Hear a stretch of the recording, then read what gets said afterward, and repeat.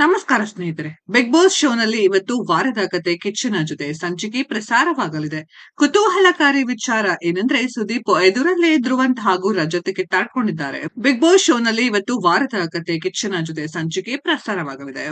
ಸ್ಪರ್ಧಿಗಳ ಜೊತೆ ಸುದೀಪ್ ಯಾವೆಲ್ಲ ವಿಚಾರಗಳ ಚರ್ಚೆ ಮಾಡಲಿದ್ದಾರೆ ಅಂತ ತಿಳಿದುಕೊಳ್ಳಲು ವೀಕ್ಷಕರು ಎಕ್ಸೈಟ್ ಆಗಿದ್ದಾರೆ. ಈ ಮಧ್ಯೆ ಬಿಗ್ ಬಾಸ್ ಪ್ರೊಮೋ ರಿಲೀಸ್ ಮಾಡಿ ಕುತೂಹಲ ಮತ್ತಷ್ಟು ಹೆಚ್ಚಿಸಿದ್ದಾರೆ. ವೀಕ್ಷಕರು ಧ್ರುವಂತ್ಗೆ ಪತ್ರ ಬರೆದಿದ್ದಾರೆ. ಒಂದು ಪತ್ರದಲ್ಲಿ ಧ್ರುವಂತ್ ಅವರೇ ಮನೆ ಬಿಟ್ಟು ಹೋಗುವಂತದ್ದು ಏನಾಗಿತ್ತು ಎಂದು ಕೇಳಲಾಗಿದೆ.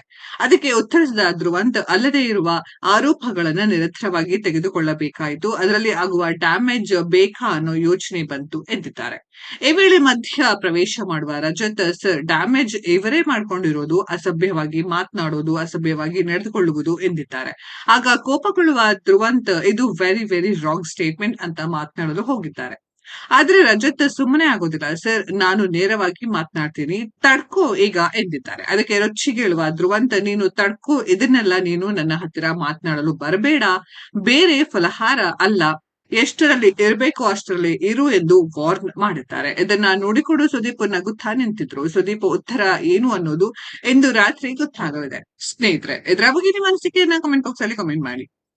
ಈ ವಿಡಿಯೋ ಇಷ್ಟ ಆಗಿದ್ರೆ ಲೈಕ್ ಮಾಡಿ, ಶೇರ್ ಮಾಡಿ, ಚಾನೆಲ್ ನ ಸಬ್ಸ್ಕ್ರೈಬ್ ಮಾಡಿ, ಪಕ್ಕದಲ್ಲಿ ಇರೋ ಬೆಲ್ ಐಕಾನ್ ನ ಹಿಟ್ ಮಾಡಿ. ಮುಂದಿನ ವಿಡಿಯೋದಲ್ಲಿ ಭೇಟಿಯಾಗೋಣ. ಧನ್ಯವಾದಗಳು.